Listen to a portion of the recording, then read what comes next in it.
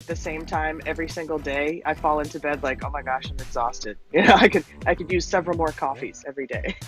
Same.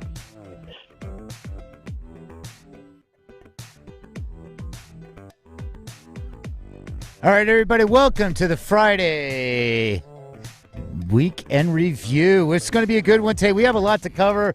We had a lot to cover over the week, so ping some people in. Let's get this party started, and we're just going to get going in just a minute. I have the live streams. Welcome to everybody that is tuning in on the live stream. How you doing? And we're going to get this going. Great. Hey, Angela, great morning room. Great artist shout-outs.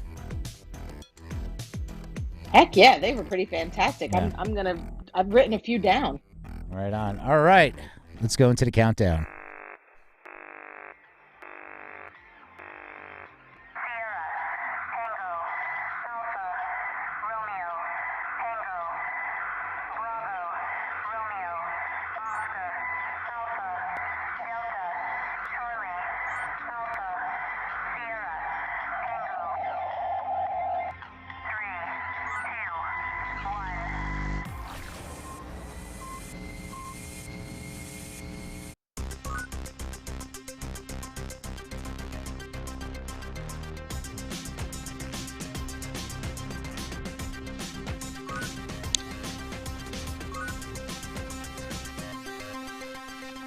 Good morning, How everyone. you doing? Welcome to the Music Industry News Power Hour here on the Music Industry City Broadcast Network.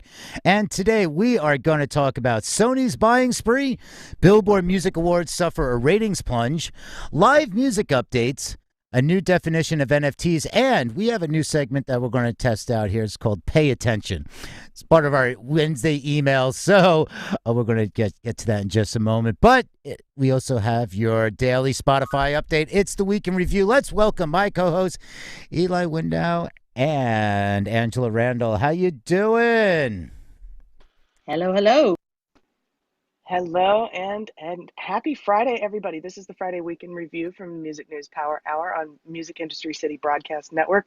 Let's go ahead and get started because we have a lot of headlines to discuss today. We're going to open up the discussion later for our Week in Review, where we discuss all of the headlines that we've covered this week. So go ahead and ping your friends into the room and let's get started. Welcome to all of our viewers on stream. We begin today with On This Day in History. May 28, 2008, American guitarist Jerry Cole died age 68. In memory, he first entered the pop scene as one of the Champs, along with Glenn Campbell. Birthdays today. Born on this day, 1910, American blues guitarist, singer, songwriter, and multi-instrumentalist T-Bone Walker. Also born this day in 1944, American singer, songwriter Gladys Knight. Born this day, May 28th, 1945, American musician, singer, songwriter John Fogerty from Clearwater Revival. And also born this day, 1962, British singer Roland Gift from the Fine Young Cannibals. Born May 28th, 1968, Australian-born singer, songwriter, and actress Kylie Minogue. Happy birthday. And also happy birthday today, born on this day, 1985, American singer-songwriter Colby Calais. Moving on this day in history, May 28, 1976, the Allman Brothers Band temporarily disbanded after Greg Allman testified against Scooter Herring, his personal road manager, who was charged with drug trafficking. Herring was subsequently sentenced to 75 years in prison. An album of previously unreleased live material was issued later in the year under the title Wipe the Windows, Check the Oil, Dollar Gas. On this day, 2007, Right Said Fred singer Richard Fairbrass and gay rights activist Peter Tatchell were both attacked during a march in Moscow. Trouble broke out when demonstrators there tried to appeal against a ban on gay rights march through the Russian capital. The banned march was aimed at marking the 14th anniversary of Russia decriminalizing homosexuality.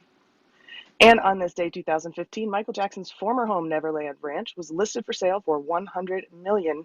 US dollars.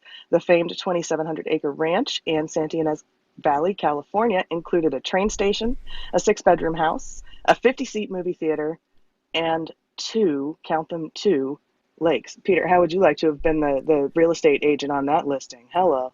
I actually was involved with the company that bought Neverland Ranch in 2009.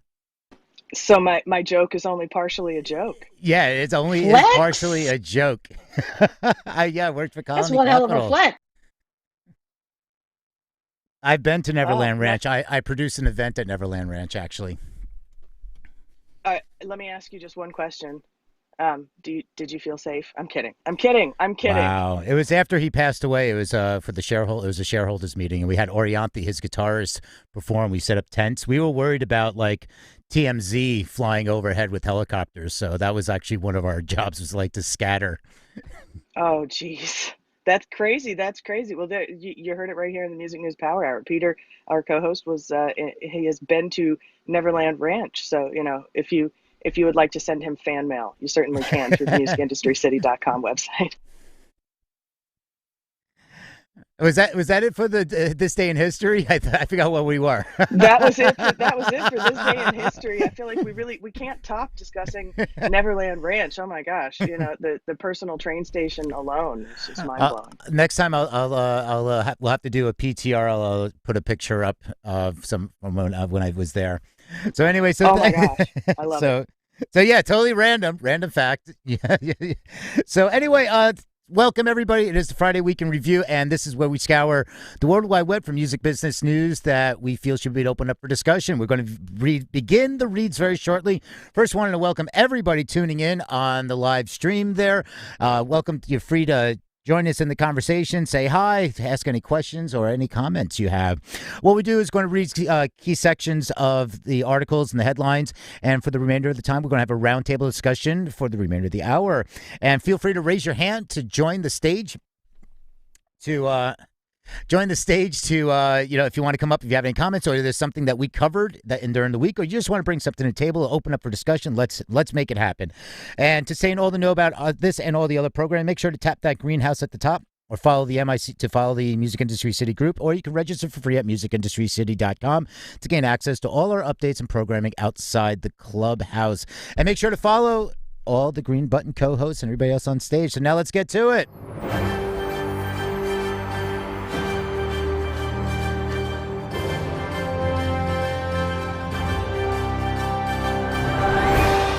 All right, we're going to kick this one off about Sony and their spending spree.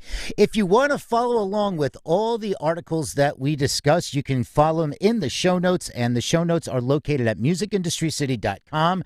If you go to musicindustrycity.com, click on the graphic that says show notes. We have all the headlines that we discuss with all the links. And what you can do is also, we have the playlists. We have our monthly playlist, and we just, like we do in our Good Day Music Room on Friday, people come in and shout out artists, like you're hanging out with friends. You got to check out this artist, and then we turn it into a playlist. So you can access that there, plus all the other resources. But if you want to follow along with the articles and see what we talked about this week, we have them all there. So let's kick this off. Sony, this is from Music Business Worldwide. Sony spent $1.4 billion on music acquisitions in the last 6 months, and Rob Stringer's not stopping there.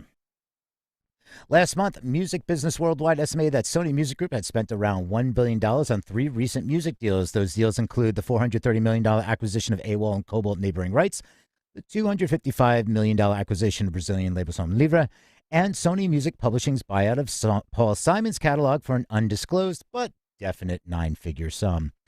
Now that we know exactly how much Sony spent on music acquisitions in the last 6 months, says $1.4 billion. According to Sony Music Group Chairman Rob Stringer, there'll be more on the way. Speaking at Sony Corporation's Investor Relations Day, Stringer confirmed the $1.4 billion figure, while also discussing Sony's investment activities and the wider music market.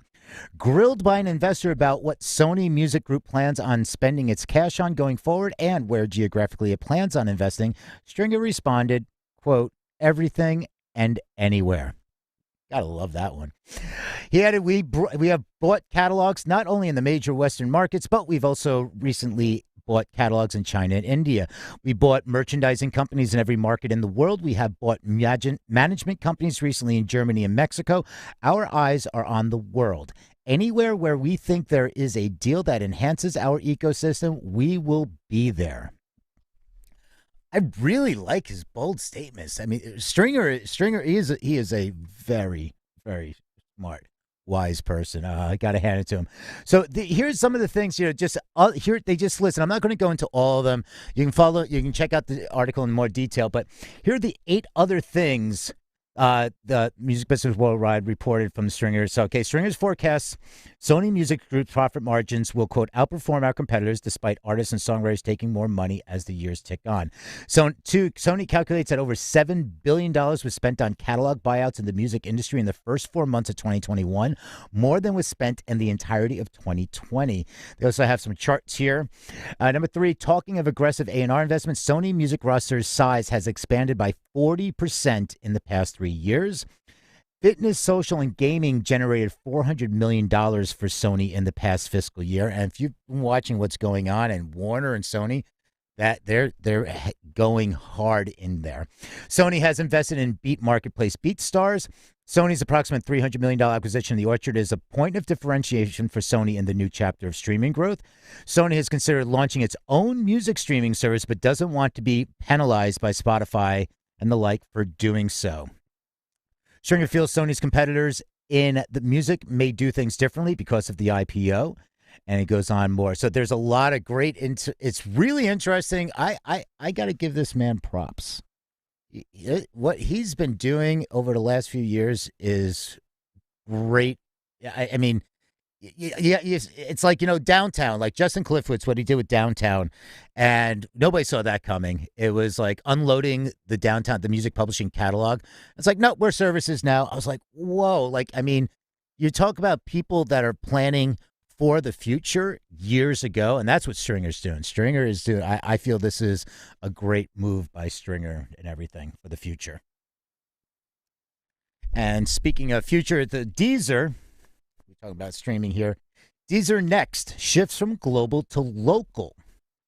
And what this article talks about from Record of the Day is that the flagship artist support program to change to monthly in the UK and Ireland, with local markets taking the lead. All right. So after 5 successful years of Deezer Next, we're taking an even more homegrown approach to supporting emerging artists. We've evolved our support program to spotlight local talent on a more personalized and individual basis. From now on, our local editorial teams will select up-and-coming artists that are relevant to listeners in each market. The selection process will take into account both streaming patterns and new talent introduced by our labels and distribution partners. Our teams around the world have developed their own locally tailored initiatives, which cover everything from content to branding and playlisting. In the UK and Ireland, we're calling our support program a Deezer Focus. In Brazil, it'll be known as Deezer Aposta, and to Deezer Fresco in the Latin American region. In France, we'll continue to call the program Next. The new structure of their artist development programs means they're giving a bigger spotlight to more acts than ever before. The emphasis is now entirely on delivering greater impact to individual local acts. Deezer's local support programs will vary in duration, tailored to each market's needs. During this time, they will heavily promote the featured artist music growth in the fan base. In the UK and Ireland, Deezer Focus will be a monthly program that kicks off in June with the brilliant Green Tea Peng, also known as Aria Wells. Green Tea Peng is a neo-soul and self-described psychedelic R&B singer and songwriter from Southeast London. Her musical influences include Lauryn Hill and a whole list. So this is really interesting. I like what they're doing, going local. And did somebody just ping to come up, because I might have just pressed the wrong button here while I was in the way. And with that being said, we are going over to check in with Eli for a second and check in with our UK correspondent.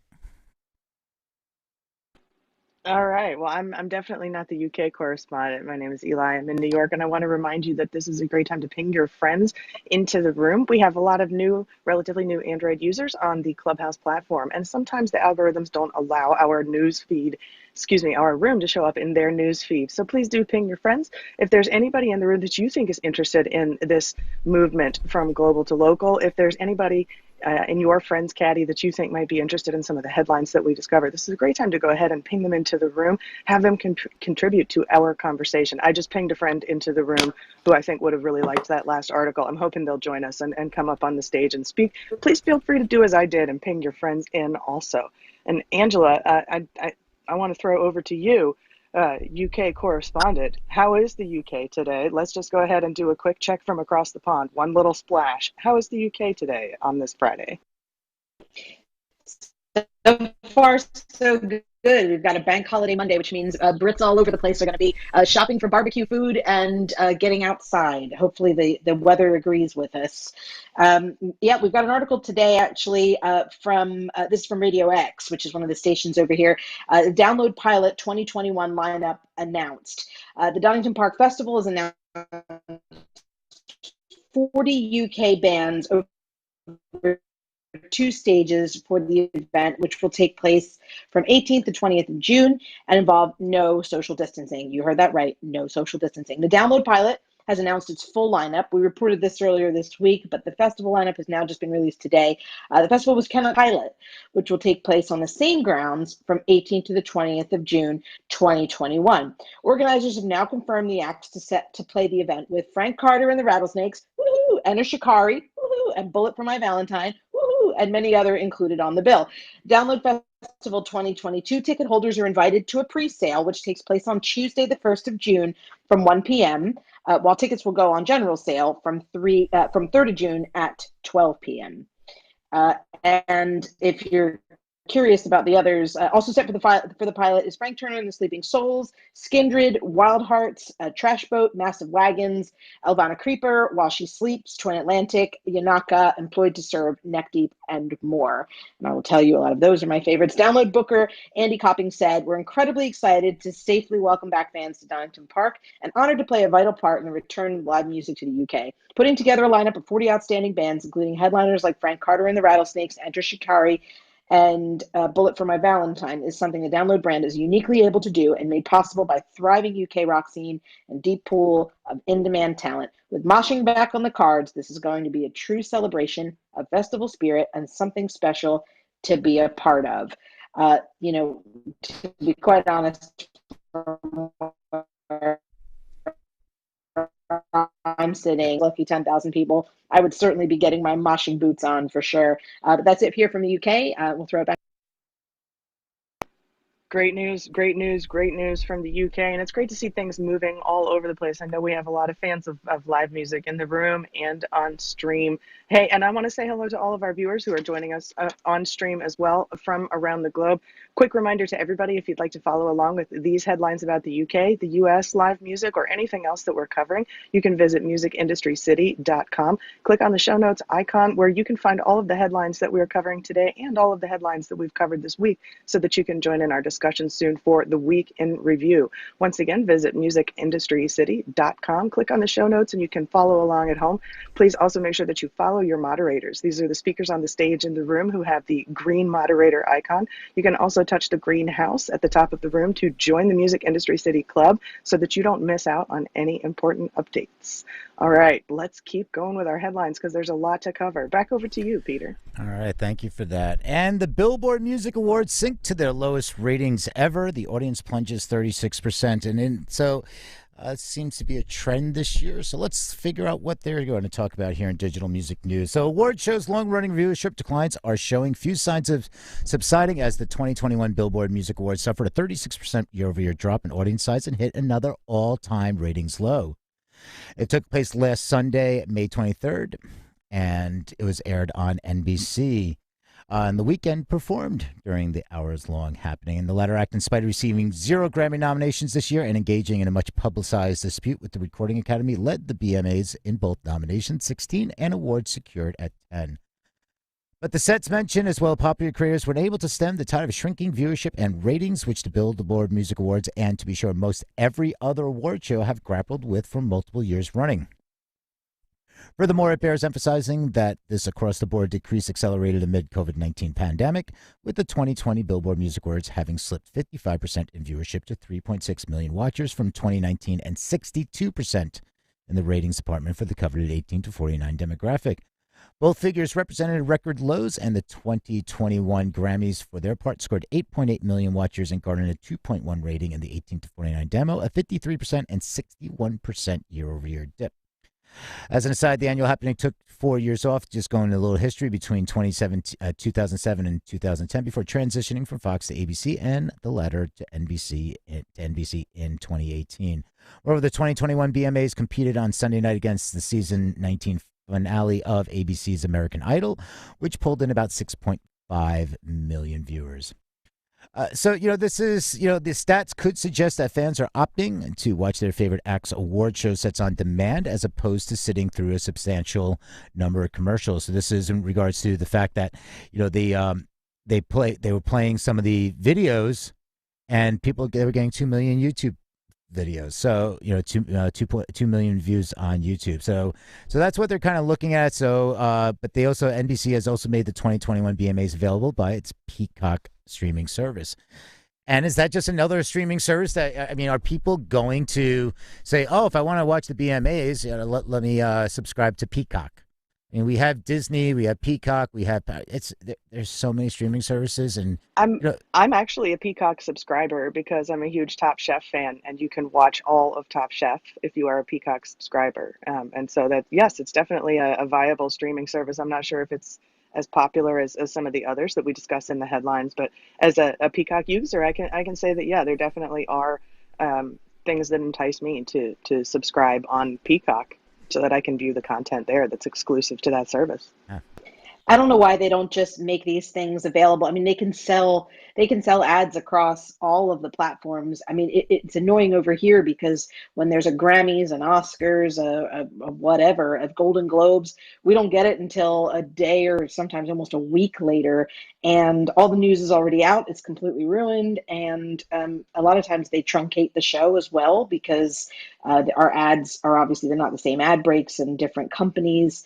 So it just makes it for really horrendous viewing. So as far as I'm concerned, if they made it available on streaming services inside the U.S. live alongside of the broadcast, nobody who has cable or has, access to watch it on TV is going to say, you know what, I'd much rather watch it on my phone or a small device. Instead, it's going to be people who wouldn't been able to tune in anyway, who then could do. And that means the rest of us around the world could have access to it, sooner and on our devices too, which only broadens their audience. It just seems a funny play for me. And untruncated, unedited, unabridged. Yeah, and nobody has to spoil the results. All right. Moving along with kind of thinking about putting a segment together. It's just kind of maybe called Pay Attention. We're going to test this out. And these are just articles that are, when there's so much to pay attention to in the industry. It's not necessarily a specific news article, but it's like, NFTs. And I've been talking about this for a while, or crypto. It's like, pay attention to what you're getting involved in. And this one is from Hypebot, and it's music promo services, a path to success or streaming fraud. And so this is something, that I see a lot of musicians, managers, people posting in forums, groups, asking, hey, should I, use this company that promises, to get me streams and playlist placements? Well, this article talks about some of those things to pay attention to. If the promises made by music promotion services sound just too good to be true, there's a good chance they probably are. And this is a guest post from Horace Music, so I don't want to get into the whole paid promo part of this, but there are some good points here to pay attention to. They say, we have recently been contacted by Spotify about an increase in the use of illegitimate music promotion services to increase streams. Always be careful to check and verify the companies who offer services, as they can often be scams. These streams are usually achieved by using bots, which are automated tools to perform a repeated action. This can include many different actions, but in the instance, they usually play a track on loop to appear as if it's been streamed several times. Things to look out for which may indicate an illegitimate company. The bullet points here say guaranteed streams. If the company tells you they can guarantee you a certain number of streams, this may be because they generate these fraudulently. Guaranteed playlist placements. The Spotify editorial team only accepts submissions through Spotify for artists, and you cannot pay to get a place on these. Paying to get on editorial playlists is actually illegal. A source such as Spotify have measures to check whether streams are legitimate, so they can often spot when fraudulent services have been used. The result of using illegitimate company is a threat to your work and artistry. They do not provide representative data, as the streams do not come from real fans, and therefore the analytics cannot be used accurately. They can also impact the success of future releases if your music is pushed to the wrong people as a result of the fake streams. So, just pay attention. This is something, make sure you do your research, ask around, and don't use fake streams. All right. And this one, this is a pay attention because I've mentioned this in the past of what is the future of Spotify? And this one is from CNN. And the title is "He's Shaping the Future of Spotify, One Moonshot Idea at a Time." It's a really nice article here that it was talking about Spotify is frequently one step ahead of us, suggesting undiscovered songs, artists, and podcasts based on what you listened to in the past. But who is helping Spotify stay one step or 10 years ahead in the audio industry? The company hired Mahan Zunuzi as its first and only head of innovation earlier this year to do just that. Zunuzi previously worked at BCG Digital Ventures, where he helped big corporations think about and adapt to the future. Now that he's doing that inside Spotify, helping the audio streamer identify what he calls, quote, moonshot ideas. He is reporting to Dawn Ostreff, Chief Content Officer and Advertising Business Officer. Well, what's happening now is you're collapsing the concept of linear radio into digital. It's becoming multidimensional, becoming more interactive. I'm a believer that technology opens doors, and that's easy. There's some Q&A here. What paying attention to this here is at the end. And the question is, do you think Spotify's future is bigger than audio?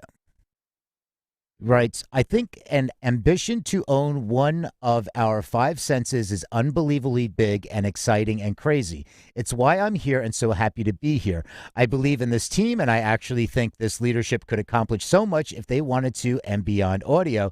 But I think today's focus is certainly let's really dominate one of those coolest pillars of human existence, which is audio. Mostly a answer, non-answer answer. And then they ask, can you share some of your moonshot ideas, or are they top secret? He goes, yeah, I think for now it's a little top secret, but I'm sure we can talk again in the future. We've been talking about what Spotify has been doing. It's not a music streaming platform anymore. It's an entertainment platform. There is so much going on with it. Their tie-in with Facebook, the fact that you'll be, as they're rolling it out, you'll be able to play podcasts. They're going into the exclusive content. They're having videos. What they are doing. I mean, yes, it's a music streaming platform first and foremost, but everything that they're adding on, it's becoming a full, well-rounded entertainment platform. So it's really interesting to see how they are diving into this, and I'm excited to see what's for the future. And if anybody has some thoughts about what they're seeing with Spotify, feel free to raise your hand and jump up on the stage. And we're going to wrap up with the pay attention is. This one is from Pitchfork. It is from earlier this month. And it's a really I like this article because it's called 11 Indie Musicians on How They're Navigating the NFT Wave. And so they have, they talk and they get some quotes from some of the artists like Zola Jesus, the activist Pussy Riot, and the True Believer. They call it Imogen Heap. They have all these different artists that are talking about it. And some are saying hey, NFTs are the future, but there are a lot that are in the space that are talking about how they're being cautious, and want to stress enough that be cautious going into the space. There is a lot of opportunity, but it's also, just pay attention. And this one is what I really got a kick out of. So dive into this one. You can go and find the article in the show notes at musicindustrycity.com. Click on the show notes graphic. And this one, it ends up with the techno troll. Vladislav Delay, the Finnish producer, released a subscriber-only track on Bandcamp called NFT, which is not an NFT. He goes, quote, my NFT release was a middle finger on this hype. I was surprised by the response. People were trying to figure out what the title stood for. I think my favorite was not fucking techno. And he goes, I have faith in the NFT as a platform. Once the transaction fees are out of the picture and the environmental issues are no longer there, I think it will have potential for artists. But to me, it seems that the current NFT run says a lot about the situation we are in, at least in the music business. There's tons of greed, tons of desperation, famous people jumping in opportunistically, clearing the table with nothing much at all. I'm surprised this hasn't backfired yet. Pay attention when it comes to NFTs. I absolutely love that the title was NFT, and yet it was not an NFT, and it caused so many waves, and people were trying to figure it out. This I'm fiendishly delighted. That cracks me up. All right, let's talk about doing May was Mental Health Awareness Month, and there was a lot. We put some resources in our show notes, and this one is an initiative that is Gibson. So, and this is also in digital music news. Gibson starts an initiative to combat overdoses by musicians, but opioid abuse is real. All right, Gibson Gives is launching the Tempo initiative, training and empowering musicians to prevent overdose. Tempo seeks to give musicians and artists and musicians the education they need to save lives should they encounter someone overdosing. It trains individuals to administer Narcan, naloxone, and nasal spray that can help alleviate and prevent overdoses. Tempo says 56% of opioid overdoses occur in private homes beyond the reach of medical professionals. Tempo homes to stimulate widespread distribution to musicians, music venues, and the industries that support musicians. That way, the medication is available on hand should an overdose incident occur. Gibson says the program is also aimed at providing resources and counseling to current opioid users. Those who have lost a loved one or a bandmate to overdoses are also encouraged to seek support. Tempo lists the main symptoms of opioid overdose, which include not breathing, blue lips and fingernails, doesn't respond to attempts to recover. So it's really, it's really good what they're doing. I mean, it is something serious, and we have to take care of our fellow musicians. We've seen too many leave this planet, leave this plane due to overdoses. Well, and let's be real, within the last, 16, 18 months, we've lost a lot of friends. We've been through a lot of grief. We've lost a lot of friends and a lot of legends and a lot of great musicians to circumstances other than overdose. And to me, as someone who loves music and musicians, it seems really tragic that when there are so many other things out there threatening our health and safety, it seems so tragic to lose somebody to the demons inside of themselves and to an overdose. And so definitely let's all stick together. Let's be kinder than necessary, because everybody that you meet is fighting some sort of a terrible battle that you'll never know anything about. So let's definitely all be kind to one another. And this is great news about Tempo coming from Gibson, looking out for musicians' mental health. As you mentioned, May was Mental Health Awareness Month, and we're continuing that on with our brothers and sisters in music. That's a great headline. I love that was on the docket today. Yeah, it's important. Couldn't agree more. Yeah, and we have a lot of resources in the show notes documents, mental health, UK, US, Europe. So they have, there's been a lot of organizations. So we have it in the show notes. If you go and look at resources, we've also added them into the resources. So it's not just the news articles that we refresh every week. So again, you can go to musicindustrycity.com, click on the show notes graphic, and you can get all that information. And as we're going to move on, let's talk about some fun music. Has anybody seen the Linda Linda's gig at the Los Angeles Public Library? If you haven't, go check it out. And I put the YouTube link into the show notes. It is this is a musical moment that people will remember, and it's tweens and teens. They are pretty much riot girls. It's like the new era of the riot girl sound. I mean, they cover Bikini Kill. They've been mentored by Karen O of the Yeah Yeah Yeahs. They cover the covers they do of the Muffs' Big Mouth. I mean, singing, she was channeling Kim's spirit. It's absolutely amazing, and they got signed right after.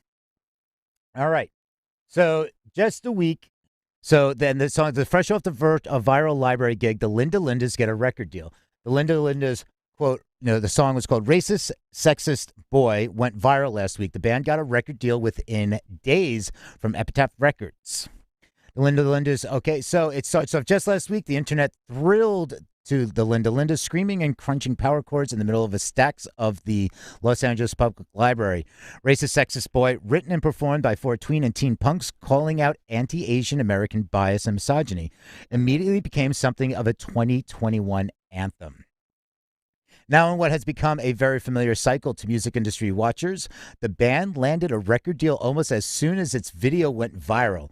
Its signing to the long-standing LA punk label Epitaph Records was confirmed by Variety.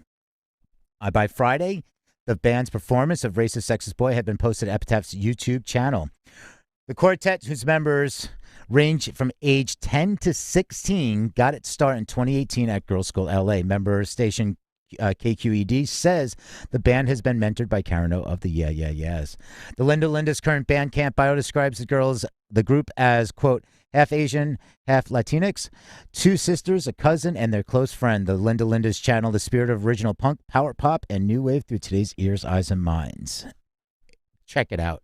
You got if you want something that's going to give you brighten your day, or just like you want to have an anthem going into the weekend, put it on and turn it up is all I can say.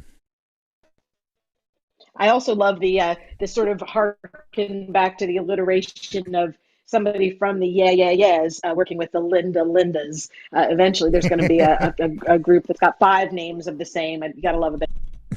Well, there's already the 5, 6, 7, 8s, right? So, we're just going to keep upping the ante one way or another. Numbers, letters, repetitions. I really like it. But what I think is interesting is that it almost sounds like the Yeah Yeah Yeahs Junior, Linda Lindas, but it's completely original and unique while still paying tribute. So I think that's amazing. I think it's great. And I love it. I'm going to check out that video. I think everybody else should too. Linda Lindas and their brand new record deal.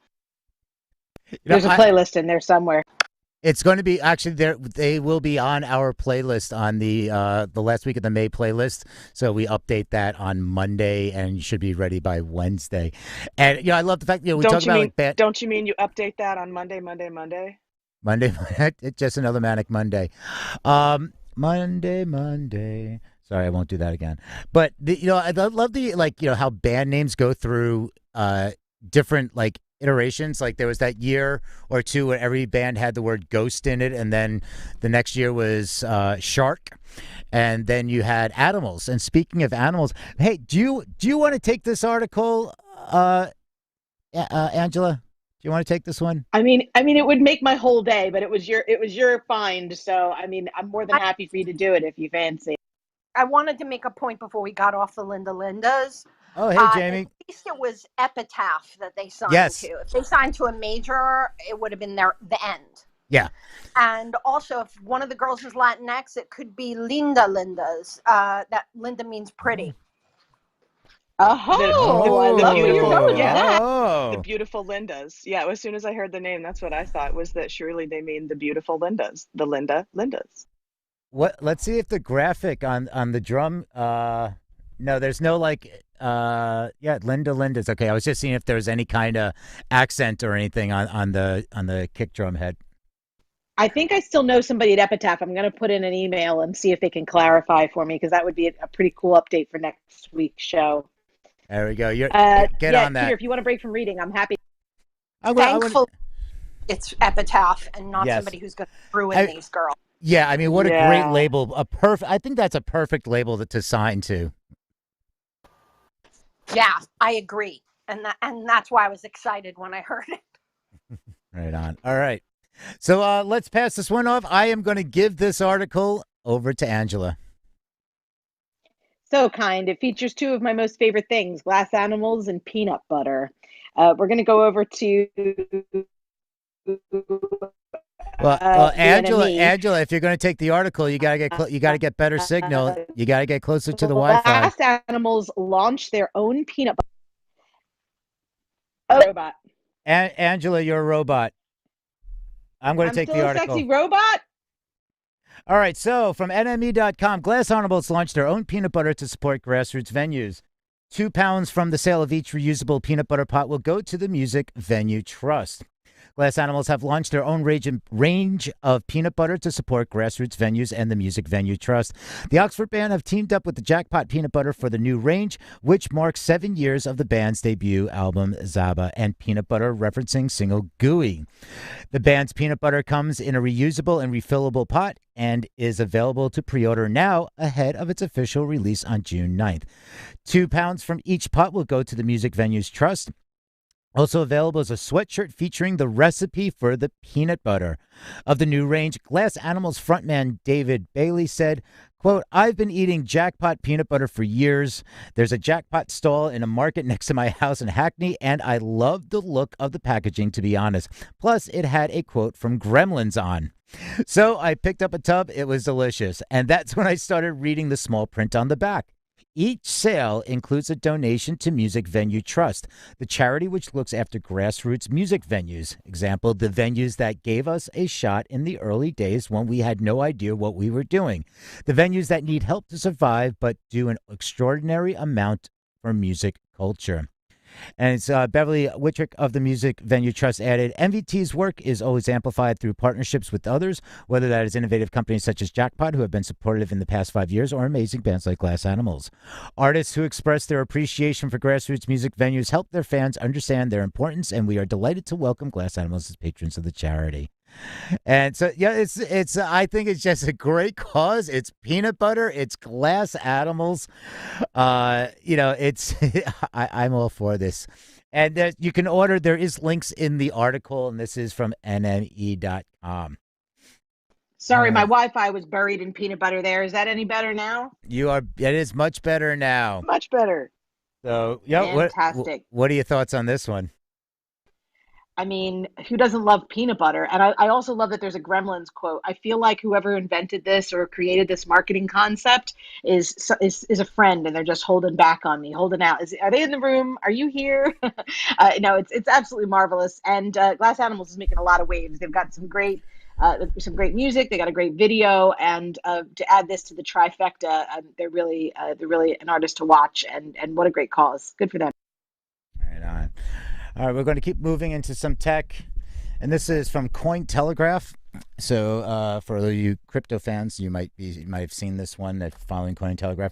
It's called an AR party is coming to a shared metaverse with 1 million tokens set to burn. The company that is putting it in augmented reality layer above the real world is celebrating its 6-month launch anniversary with the virtual dance party. Overland, that is OVRLAND, is having a virtual party on May 30th to celebrate the 6-month anniversary of the Earth-size augmented reality metaverse's launch. And they'll be lighting a $1 million bonfire to celebrate. A 1.6 trillion hexagon digital overlay of the Earth's surface, Overland is just shared augmented reality where anyone can buy a plot of land to host any kind of digital content they want, from 3D art and games to buildings and pretty much anything they can dream of.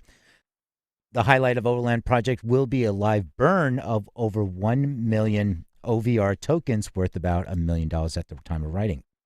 The tokens come from sales of 6-sided Overland plots, more than 275,000 of which have been sold so far. That includes the Eiffel Tower, which was just sold for a record-breaking $106,000. Overland is also celebrating financial security along with the other achievements on May 30th. So it's really interesting. This digital real estate market, again, something you don't just jump into and buy, but you have these platforms out there which you can buy digital real estate. You can build something and you could sell it. And we're also there. We didn't have the article up here, but the founder of TechCrunch is selling an NFT of an apartment. It's the actual apartment. So the NFT is going to contain the contract. So you're now talking digital real estate and physical real estate. This is, I really think this is great. I'm glad they're all doing this. I mean, there's always going to be some issues but you have to get it out there and get it done. But yeah, they talk about the token system. It's if you're interested in this, dive into the article, and you can find that in the show notes as well. And finally, on the tech side, social media, the Hypebot is Facebook, Instagram now allows users to hide like counts, but should you? So it's a little thought piece. And Facebook explains why. They quote, "We heard from people and experts that what We heard from people and experts was that not seeing like counts was beneficial for some and annoying to others, particularly because people use like counts to get a sense of what's trending or popular. So we're giving you the choice. While potentially annoyingly social, like counts are a badge of honor for many artists and influencers, music marketers and analytics platforms, including Chartmetric, use like as a measure of how engaged an artist's fans are. One often used metric is what percentage of the artist's fans on a platform actually engaging with each post. You may have 100,000 Instagram followers, but if only 100 or so like or share a post, your fans may have stopped paying attention. So for most artists, hiding your like count is not a great idea. One exception might be very early in the career before the artist kind of takes off. So you can not have that, oh, I only got a few likes. So I know that could, I think I made a comment. I'm like, hey, nobody liked that really neat Instagram post. Why not? I just thank God for social media, or I'd have to call all of my followers to tell them how far I ran today. Well, yeah, exactly. And you know what? I'm thankful for social media because now it saves me the trouble that I used to have to go through of going door to door and knocking on my neighbors' doors and saying, look at this 1 hour developed photo that I took of a sandwich I'm about to eat. Look at the sandwich I'm about to eat. I had a photo developed of it. Isn't this wonderful? And thankfully, social media saves me going to the photo mat and having the film developed and in the 1 hour processing. And then I don't have to go ring doorbells. I can just show all my neighbors the sandwich I'm about to eat in real time. I'm so thankful for social media. Eli, And then can you text me that making an sandwich? NFT. The NFT of my sandwich will be for sale. Does it come with the actual sandwich? Just the digital portion of it. I'm not sure. I'm not sure. But you know what? I think this is. Oh, yeah, we were moving on. Do we have time for another headline, Peter? Because I know we have a lot we wanted to cover. Do we have time for another headline before we move into our next segment? Yes, we do. So, since we are talking about social media, this is from Musically. This is Paparazzi tops app charts with anti-selfie club. Yes, that is right. Anti-selfie club. All right, so the article starts off, Clubhouse Schmubhouse. There's a new social app at the top of the App Store charts, and it's styling itself as the anti-selfie club. That app is called Paparazzi, and it's a photo-sharing app that claims to be pushing back against the pressure to look perfect in every snap shared to other social platforms. The shtick here is that Paparazzi users don't share photos of themselves. Their profile consists entirely of photos of them shared by friends, although they can remove any of that they don't like. After some beta buzz, the app's pre-install page on Apple's App Store generated more than 500,000 pre-installs, hence that chart-topping performance once it launched. There's no obvious music angle right now, but you can imagine this being interesting if public figures, including musicians, were to have profiles on Paparazzi populated when it's safer to be out and about, posing for selfies and playing concerts with photos taken by fans. And that's going to be it for the main segment of the reads, and we are going to go over to the green dot. It's the spot. We are moving into the Spotify spot where we look at music and technology, and Spotify is usually on our minds as we move into this technology segment, the Spotify spot. But before we do that, we do want to check in with your weather. We have viewers and listeners tuning in from all over the world on stream and in the Clubhouse room. Welcome, welcome. Let's take a look at your weather forecast for this weekend. Whether or not there is a rainbow in your future, skies will be blue, and the dreams that you dare to dream really can come true this weekend. Back over to you, Peter. All right, on. And we're going to wrap up. It's not directly that Spotify was doing something. We kind of covered a little bit at Spotify earlier, but this one was from Music Business Worldwide. And BTS set new Spotify streaming record with 20.9 million day one plays, but nearly 10 million of them are discounted on the platform's chart. BTS broke the all-time record for day one streams on Spotify on Friday, May 21st with the new single Butter. Spotify has confirmed to Music Business Worldwide that the track racked up 20.9 million global plays in its first 24 hours on the platform. However, some 9.86 million of these plays were subsequently discounted for the numbers that make up Spotify's public-facing chart numbers, which only credit Butter with 11.042 million in the 24-hour period. Why? Because BTS fans hammering the track on repeat. Spotify's strict chart rules are based on a secret formula, but industry sources tell Music Business Worldwide that only the first 10 plays of a track by each user on the platform are chart eligible within each 24-hour period. Music Business Worldwide understands that all 20.9 million of the streams generated for BTS's new single Butter are royalty-bearing, even if nearly half of them don't show up in the platform's public-facing numbers.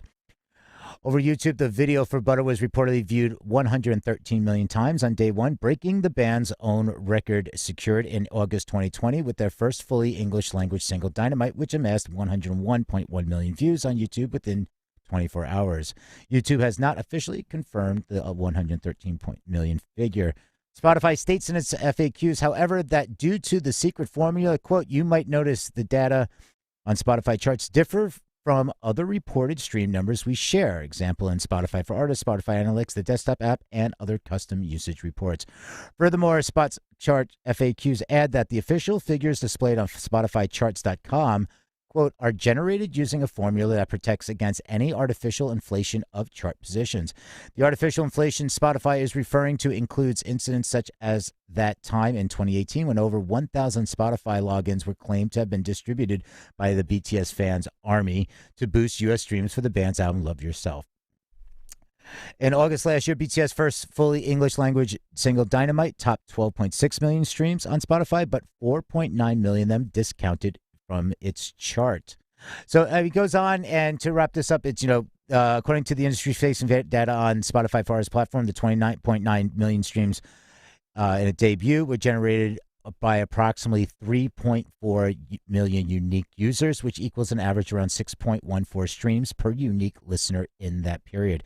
It's also worth noting that Spotify's launch in South Korea, where BTS have a large audience, is a notable difference in the global streaming market today compared to when BTS released Dynamite in 2020 that could have played a role in their record-breaking day one streaming numbers on the platform.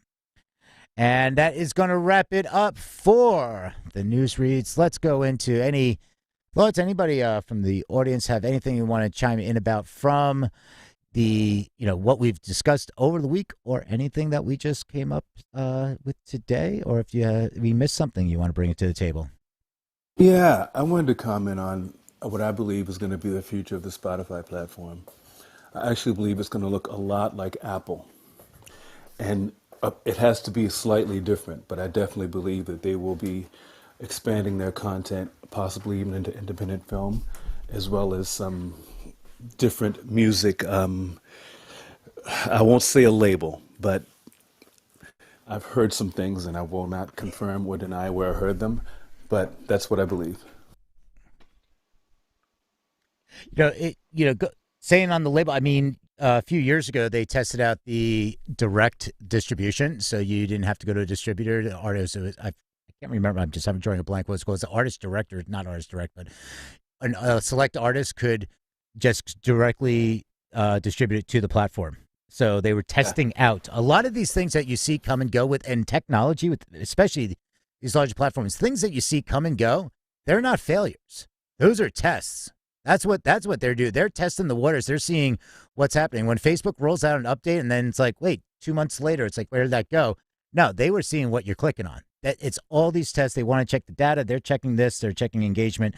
But yeah, I'm with you. I mean, they're already talking about with videos and exclusive content, and there's now video streamings of certain podcasts.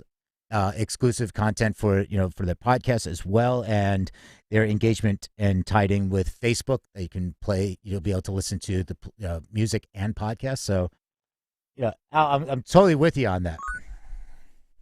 They're doing a great job at it so far. Yeah, it's not a music streaming platform anymore, and then they're going into the car thing. I mean, something. It's a terrible name, but we all know it. I mean, it's brilliant. Okay. Well, and we can't stop talking about it. We Yeah. can't stop making fun of the car thing. It's, obvious. We joked that it might have been a working title that stuck, but maybe it was completely intentional because let's be real, we can't forget it. Yeah, and Al, and that goes with, which is much better than Fresh Finds, which I had to say 20 times in yesterday's read, which their Fresh Fresh finds, Finds, fresh yeah, finds, fresh is a finds. program for indie artists. So like now, Al, I think that's kind of going with what you were saying is, wait, they're being an A&R. They're getting into A&R now. They've been doing it since they started, if you ask Yeah. me. I quite I liked don't that know. Deezer article as well. Sorry, Mike. I quite like that Deezer article because it sort of is saying, well, if Spotify is going to go this way, where we're going to be talking about, them being a full, controlling a whole sense, and like Al was saying as well, that it might go into, film and everything else. That maybe smaller companies like Deezer or companies that are looking to sort of become music specific will start to offer more things like the ones they're describing about more localized attention, or maybe additional services, maybe for radio plugging or that sort of thing, instead of it all just being in one place. I wanted to quickly welcome Josh into the stage. Hi, you've just joined us. Welcome to the stage and welcome to Clubhouse. We see your party hat. Did you have any final thoughts for us here in today's Music News Power Hour? Uh, Thank you for inviting me on stage. This is my fourth day on Clubhouse, and thank you. I was wondering, I'm from Germany, and there's a growing discussion here about the Deezer initiative about user-centric payment. Do you have this discussion in the States, or is it a thing that is only happening in Europe?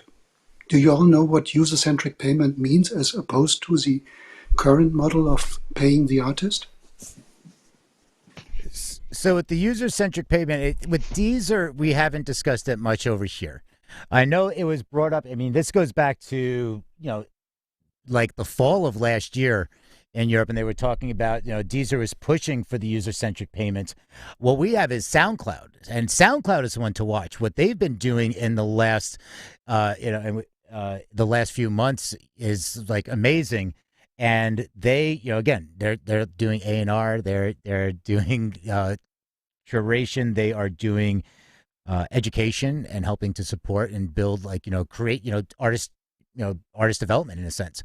But they've been including changing over to a user-centric payment. So I wonder if Deezer is also looking at, what SoundCloud. I mean, the talk is that it makes the payment structure more complex. That's a lot of the excuses Yes. that some of these platforms have said. I don't buy that excuse whatsoever, because all it is programming. I mean, if we can get, we can land, things on Mars, we can split royalty payments in a program. I don't buy that changing the user Yeah. centric. You're totally right. It's a question of computing power, but the main difficulty I have with the user-centric payment system is, for me as an artist, it is impossible with a user-centric payment system to make any kind of audits, because any click for any artist, for any song, for any month will have a different value, and it's impossible to have any control about the system.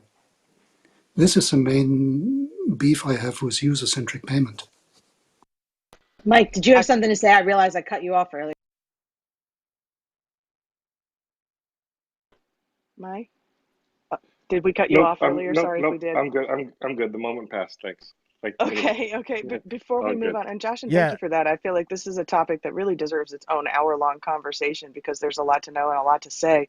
But yeah. quickly, So before we wrap up our Music News Power Hour here, I wanted to say hi to Greg. And Greg, thanks for joining the stage and the conversation. Can we get your final thoughts before we wrap the room today?